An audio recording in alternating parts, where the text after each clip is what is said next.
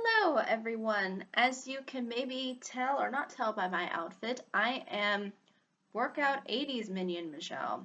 And for this video, I am going to be discussing Rosemary's Baby for this book review. I apologize that this video has to be uploaded late. We've been unfortunately experiencing some technical difficulties here as we try to go through this month of Halloween. Largely to do with YouTube's uploading time, as well as at certain points it not cooperating with us as far as the sound. But hopefully I can have my video done, and hopefully all the other minions can have their videos done by the end of today. If not, then everything should be up and running by Sunday, but we'll see where it eventually goes.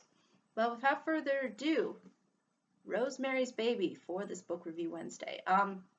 This one in particular is, I think, rather famous. A lot of people have recognized the name Rosemary's Baby, and a lot of it did spark a lot of interest when initially it was brought to life by Ira Levin, I think is how you pronounce his name.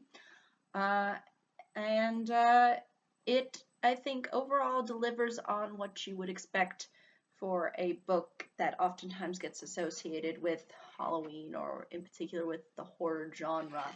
But basically the book follows Rosemary as well as her husband named Guy, and they ultimately end up moving into an apartment that is fairly old and has a lot of sort of tragic as well as very disturbing things that have happened there. And so much so that even one of their supposed acquaintances slash friends really expresses how they should really not purchase the apartment. But they end up moving in there anyway, and eventually, as the story progresses, Rosemary gets pregnant with a baby, obviously.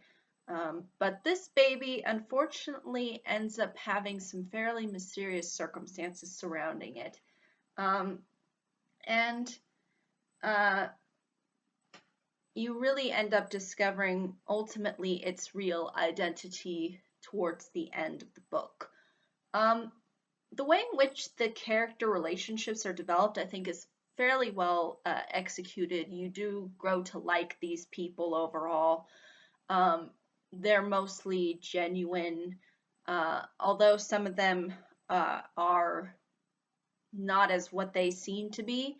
And that's also something that I think makes it fairly, kind of shocking and sort of out there. And you really do see the kinds of paranoia and really the frightening aspects that come to light as Rosemary sort of going through the process of the pregnancy, and how she sort of ends up being kind of freaked out and not so open to trusting people. But you really do get the eerie effect through the way in which the story is written. But through the most part, this story is not as, I think, horror related throughout. I mean, largely it appears fairly normal.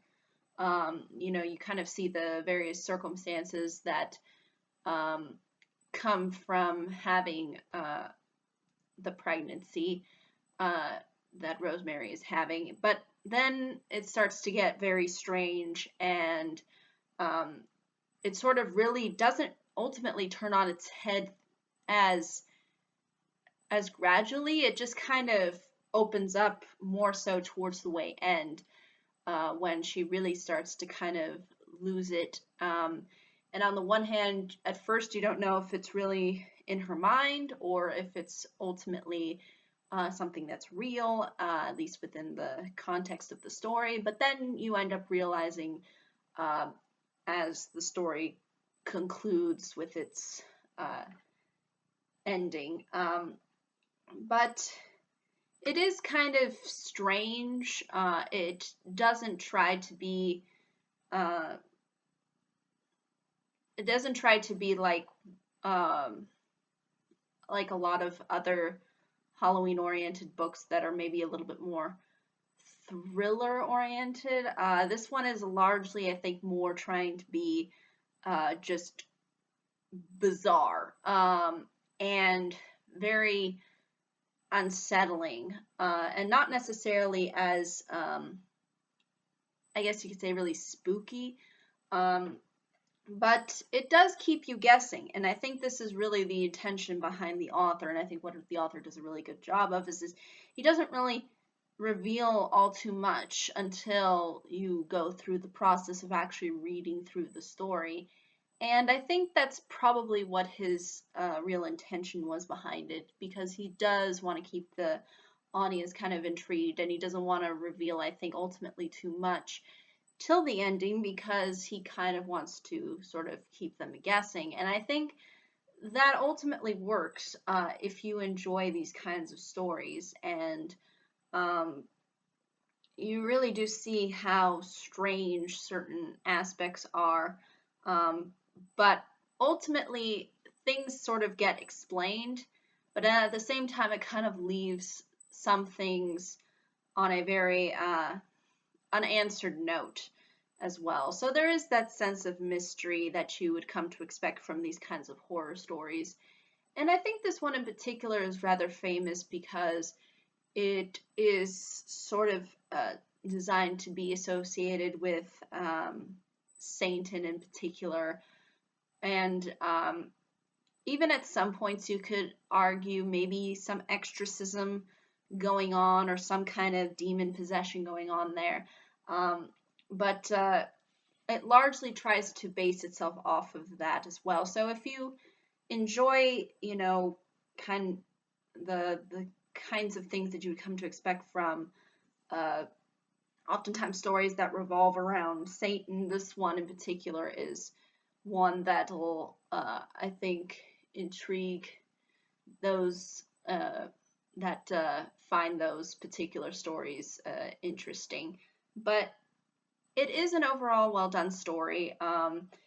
I really can't reveal ultimately too much about it because I don't want to really give too much away. But a lot of it appears to feel normal and feel relatable, and then it kind of switches on itself. So just know that it's that kind of a story. It's not like it's sort of designed to be really creepy throughout. It just kind of gradually becomes a little bit more strange, but nothing is really ultimately given to you until really the way ends. So I would uh, just let my viewers really know that, because if you really like stories that kind of just are creepy throughout or offer very bizarre moments throughout, this story doesn't really try to do that all too much. It tries to play itself off as being fairly normal and then having things sort of switch on its head. And largely that's through Rosemary being revealed various things that are associated with her baby, as well as the people that are sort of involved within her life. But yeah, I think that's really ultimately all I can say about it, though, without really giving too much away. It is creepy, it is bizarre, but that's what I think you would come to expect from a book that is titled Rosemary's Baby. But yeah, I think that's really ultimately, though, all I can say. If there are any questions, comments, concerns, I'd be more than happy to answer them. Hopefully I can come back next year, who knows. But thank you so much all for watching. I hope you all have a pleasant day, week, month, and year. And I wish the next minion luck. Goodbye.